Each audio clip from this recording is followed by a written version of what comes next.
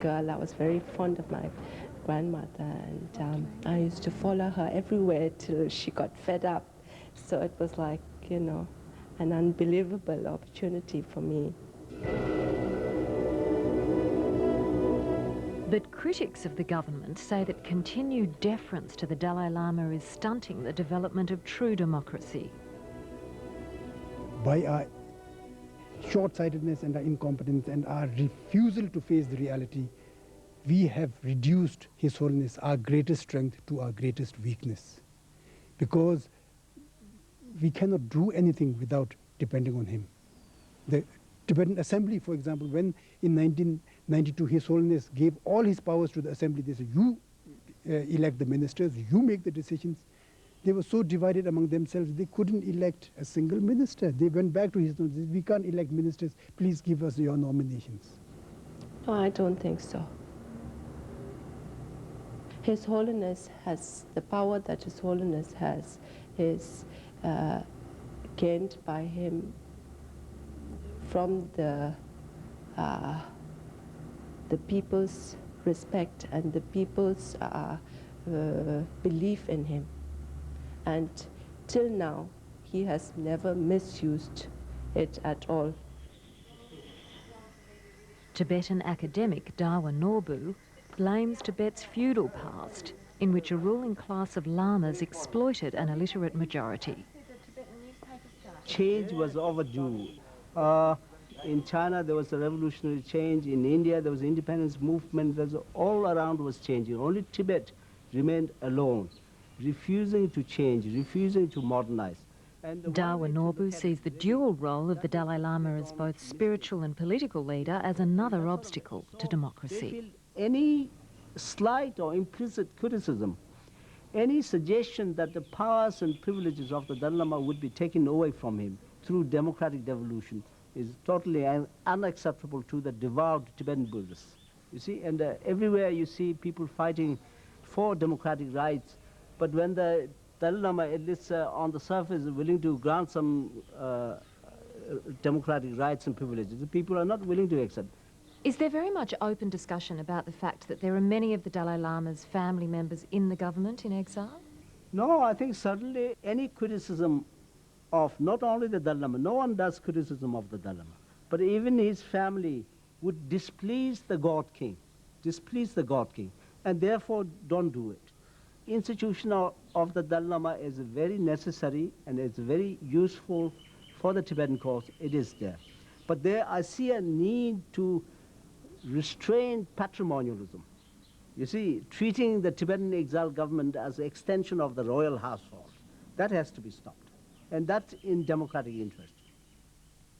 With all respect, Your Holiness, do you believe in the future it may be better to separate the roles of political and spiritual leader of Tibet? As soon as the day of our return come with certain degree of freedom, then I will set up one interim government through possibly, electoral college.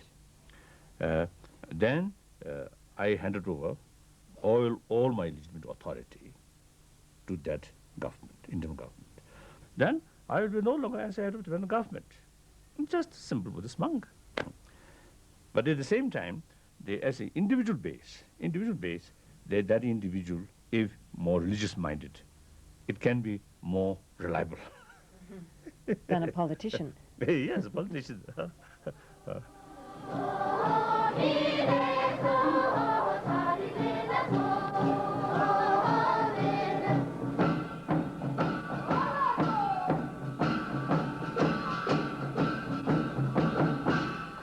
It's clear that criticisms of the system, of the institution of the Dalai Lama, have nothing to do with the man himself. Quite simply, everyone adores him.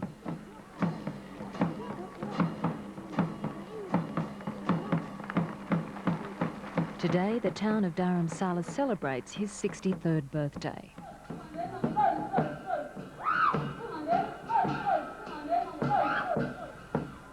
It's a lavish spectacle of traditional opera and drama, an event which lays witness to the Tibetans' impressive determination to preserve their culture despite the odds.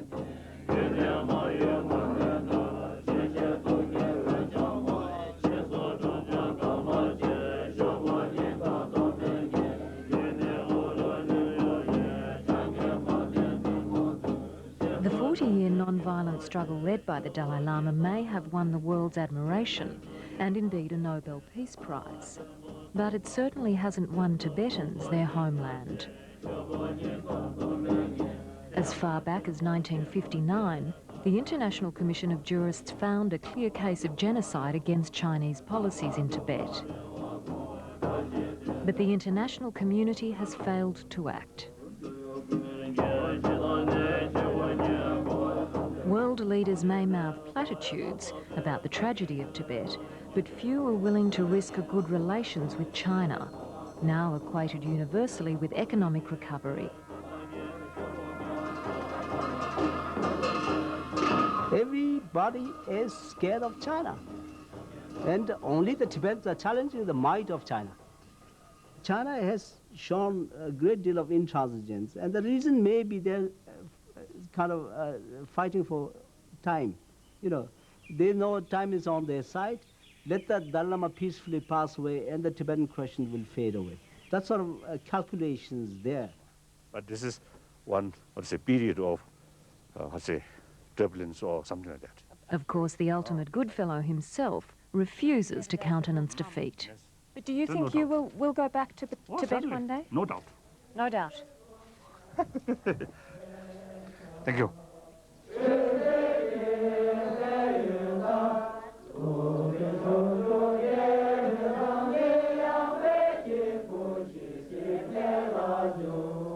And perhaps the strength of faith and the power of culture being nurtured by 100,000 exiles may just be enough to ensure their continued survival.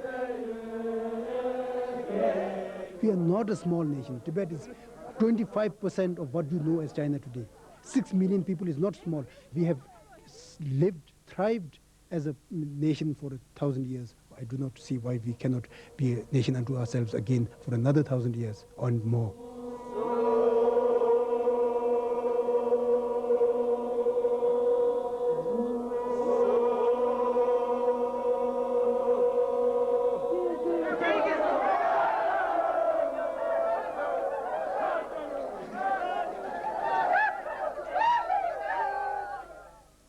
Amanda Collins there, and that report was researched by Vivian Altman with Mark Rogers on camera, David Spinner on sound and Tufik Charabati editing. The taste of a documentary on the making of Martin Scorsese's film Kundun, a lavish production on the life of the Dalai Lama.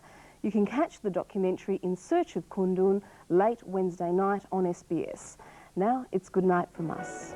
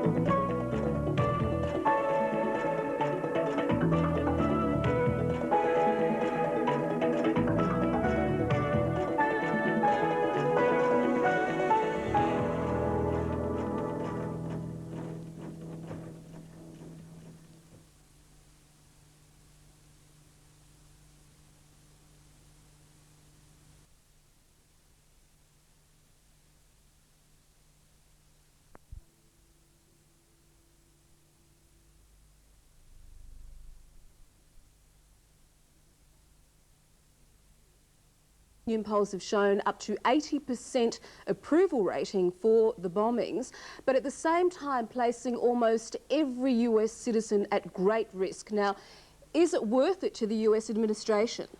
Obviously, from President Clinton's point of view, he domestically needed to send a response and, or at least send a very clear signal to the people that he had suspected of being behind a bombing in Kenya and Tanzania.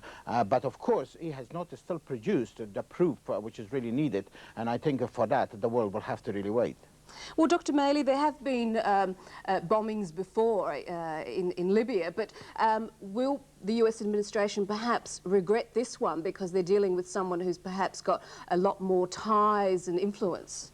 I think it depends upon whether the administration is prepared to take the further steps which are necessary to make this kind of action effective.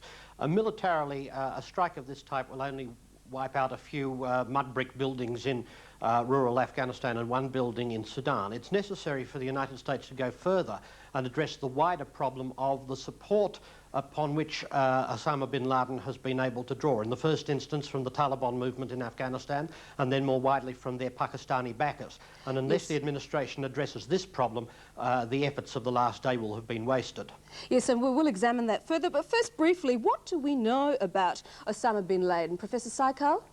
Well, that he is a Saudi dissident, and he is very rich, come from a very established Saudi family and a very large Saudi family.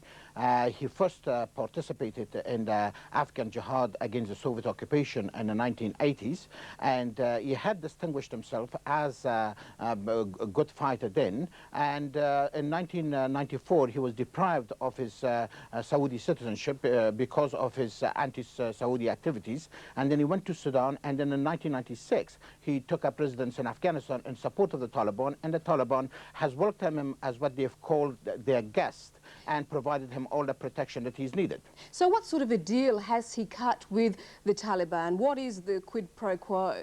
Well, I think he has provided substantial financial support to the Taliban, and yet at the same time he must have really cut a deal with the Pakistan's military intelligence, ISI, which has been very much in charge of the operations of the Taliban. And given the fact that Afghanistan is a landlocked country, all the movements of Mr. bin Laden and his associates would have taken place through the Pakistani territory. And for that matter, I think the Pakistanis, or more specifically the ISI, would have had a very good knowledge of Mr. bin Laden's movements and possible operations.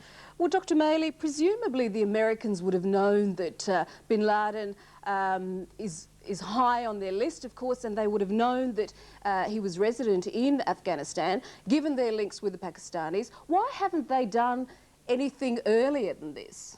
I think there are two reasons. One is that the Americans have been greatly preoccupied with major political developments in other parts of the world. And second, I think they've entertained the somewhat sentimental belief that they could deal with the Taliban and that eventually the Taliban would hand bin Laden over to them.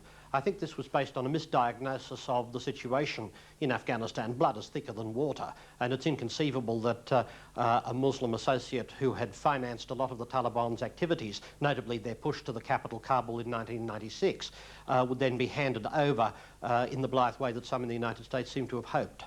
Why do you think they've been so tolerant, I suppose, of the Taliban and their human rights abuses and focus so much more on Iran and Iraq? Well, one of the reasons is that an American oil corporation, Unocal, has been very keen to build oil and gas pipelines from Turkmenistan through Afghanistan to meet the energy needs of Pakistan and India. And the United States has been somewhat sympathetic to the claims of that corporation.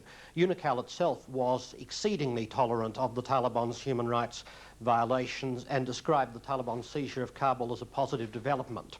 Now, of course, their plans for a gas pipeline have collapsed in ruin. Professor Saikal, bin Laden was supposedly training various terrorist groups. Now, which ones would they be, and what sort of working connections would he have with these groups? Well, I think it appears that he has training camps inside Afghanistan, and he has a large number of people, as many as 1,000 very strong and dedicated followers inside Afghanistan, as has been reported. And yet, at the same time, if he has been behind the recent bombings of the American embassies, then he must also have an international network. He must have really established contacts in other parts of the world whereby he's been able to carry out some very sophisticated operations. But of course, I mean, as I pointed out earlier on, the United States will have to really produce the proof that he is the one, and he has been the one who's been behind the recent bombings. Why do you doubt that? I mean, there are already questions asked about the Sudanese chemical factory. Well, simply because that I think if there is no hardcore evidence, then this question will always be raised, not only by supporters of Mr. bin Laden, but also by many analysts around the world. Well, Dr. Maley, what sort of support does bin Laden have around the world? I mean, what sort of support would he be able to muster now? Because we understand Hamas has already said that they're going to help him out in some way. Well, he enjoys support from a certain group of radicalised and alienated souls in the Arab world. He enjoys support from the Pakistani intelligence directorate, which is very important, as Professor Saikal suggested, in allowing him to continue in his operations. And there is also a support which he obtains by virtue of the fact that he's very rich, and money speaks loudly to certain groups. He can use his wealth in the prosecution of a campaign of terror in a way that a poor person would simply not be able to do. So he certainly would have enough money to escalate the violence. Is that what you think that we're likely to see? I think it's highly likely that we'll see that. It depends to some extent upon whether the United States is prepared to put pressure, as I mentioned earlier, on those on whose support he continues to some extent to depend. Well, Professor Saikal, do you think they'll be able to